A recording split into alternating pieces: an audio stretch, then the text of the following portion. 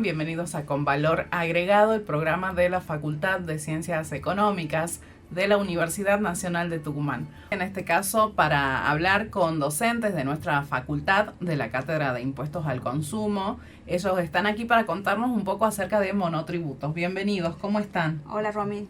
Muy bien, gracias. Buenas tardes, gracias por venir. Bueno, les cuento quiénes nos acompañan esta tarde. Están con nosotros la especialista Mariana Pérez, ella es contadora y docente de nuestra facultad, y además el especialista Francisco Vera, también contador y especialista en tributación, ambos docentes de la Facultad de Ciencias Económicas, de la carrera de contador específicamente. Sí. Así es. Perfecto. Bueno, estuvieron dando un curso sobre monotributo, la verdad que me parecía un tema genial para compartirlo con toda la audiencia, muy interesante y muy necesario. Así que queremos que nos cuenten qué es el monotributo, a quién beneficia. Bueno, sí, nosotros ayer hemos dado un curso que estaba organizado por el Instituto Tributario de la Facultad, ha sido difundido, y bueno, siempre buscando temas de actualidad y sobre todo que motivan y que tienen totalmente vigencia. El monotributo les llega a todos, o sea, todos están de alguna manera vinculados o inicialmente se vinculan cuando ejercen una actividad en forma independiente. El monotributo está pensado, mono significa un tributo, entonces está pensado para que dos impuestos que son el impuesto a las ganancias y el impuesto al valor agregado se unifiquen en un solo impuesto de una manera simplificada, por eso le llamamos un régimen simplificado para pequeños contribuyentes. Entonces intenta de alguna manera a la persona que recién se inicia en una actividad hacer más simple su situación impositiva. Entonces, bueno, el monotributo viene acomodándose hace muchos años y hoy parece simple, pero a veces no es tanto. Así que bueno, entonces ayer hemos tenido una convocatoria bastante importante. Sí, como dice Mariana, siempre un tema atrayente el monotributo. ¿Por qué? Porque también más vinculado a nuestra carrera que... Sí. Si bien nosotros ejercemos la profesión, todo, pero siempre uno cuando empieza a dar los primeros pasos, siempre está el primo, el familiar que te dice, mira, quiero ser monotributista, quiero emprender, y uno le da intriga. Y también la gestión de los sistemas, ¿no? Exactamente, Sí. Entonces un poco lo que decía Mariana y un poco el curso iba orientado a eso. Si bien damos en la carrera de grado el monotributo, queremos apuntarlo más a la realidad, algo concreto, qué pasa paso a paso en AFIP, cómo se hace, un ejemplo de la realidad. Y me parece que los chicos lo tomaron, tenían interés en el curso, tuvimos una buena convocatoria. Y un tema también, como te digo, atrayente en el sentido que muchos chicos están empezando a ejercer en forma independiente o trabajan en relación de dependencia y tienen sus primeros clientes en forma autónoma, entonces querían saber un poco más, interesarse un poco más del tema. Pensándolo en términos quizás de los emprendedores, hay muchos emprendedores que quizás están en la informalidad. ¿Es beneficioso para ellos hacerse monotributistas, adherirse al régimen? En lo personal, o sea, toda persona que ejerce una actividad tiene que estar inscripta, o sea, por cuestiones obligatorias del sistema. O sea, cualquier persona que ejerce una actividad en forma independiente tiene que aportar al sistema impositivo y previsional.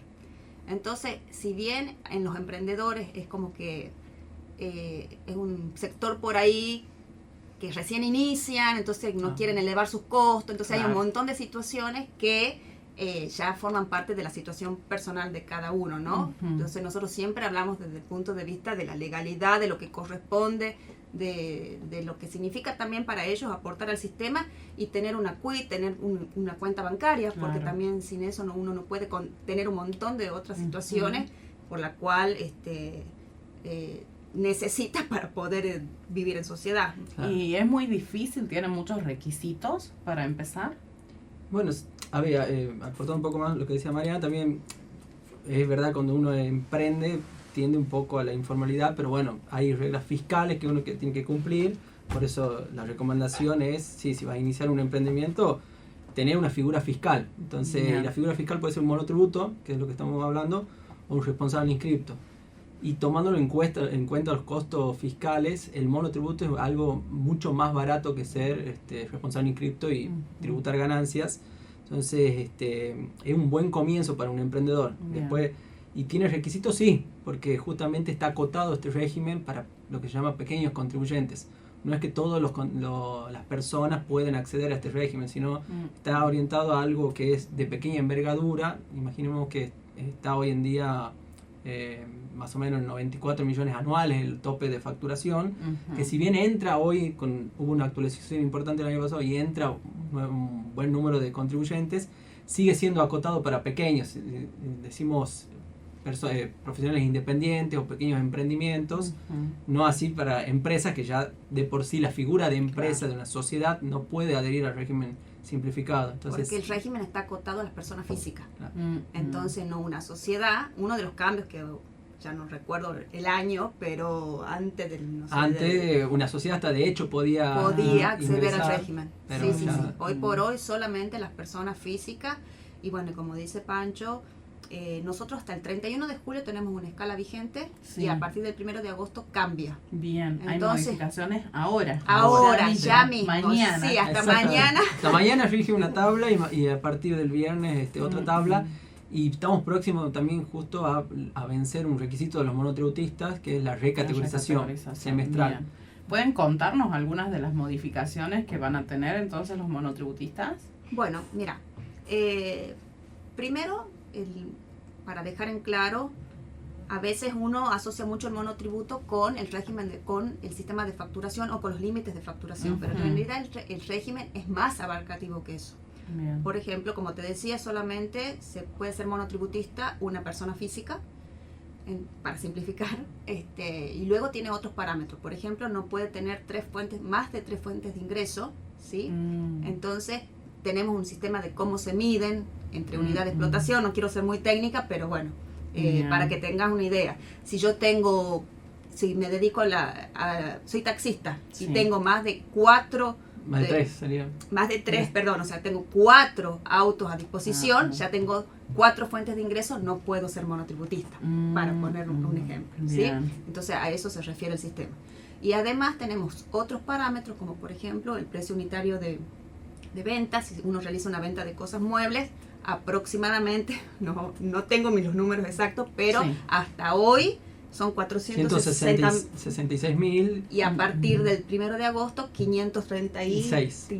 Básicamente si vos vendés un producto, claro, eso es para cuando haces venta de por cosas ejemplo, muebles. Un celular no podés vender porque si tu producto con un producto que supere el precio, claro, por eso doy el caso de un celular, porque ya hoy un celular menos de 500 por ahí es difícil. Entonces para que tengamos una idea de lo que es el precio. En cambio, para servicios, no. Si uno presta un servicio, soy contador y de pronto a una empresa mis honorarios son 600.000 pesos mensuales, no entra, digamos. O sea, no entra en esa limitación. Sino no hay limitación para precio, servicios. Claro, nada. Perfecto.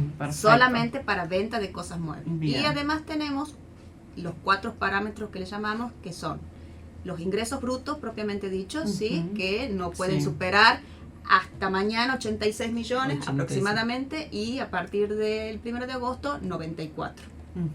Te voy a hacer una pregunta básica. ¿Qué son los ingresos brutos para que la gente entienda? Son los ingresos que obtiene el sujeto por su facturación, o sea, por sus ventas o prestación de servicio. Bien. ¿Sí? Cuando hablamos de ventas, es la venta al público directa, o sea, no se le descuenta ningún gasto, nada, o sea, es lo que cuesta el celular. Si uno vende 10 celulares por 1000, será ese el valor. En este caso, nosotros limitado, por la venta de celulares, que no podría ser monotributista, ¿de acuerdo? Pero por ahí, no sé, una librería, todas las contraprestaciones que uno recibe o por realizar una venta o prestar un servicio. Bien. En este caso, siempre hablamos también, para no mercarte, técnicamente se llama ingresos devengados, porque por ahí uno vende algo y no lo cobró, no importa, ya al realizarse la venta, eso es un ingreso para el monotributista, que debe facturarlo, debe facturarlo. Independientemente del cobro. Exactamente. Entonces son los ingresos brutos. Y cuando hablamos de 94 millones, ¿cuál es el periodo? Son los 12 últimos meses, ¿sí? Que el sujeto ha tenido.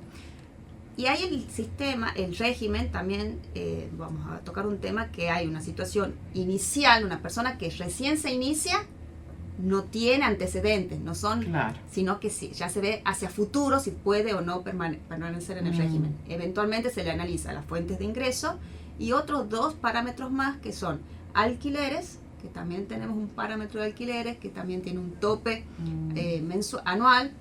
También tenemos los kilowatts que consume el negocio y la superficie afectada.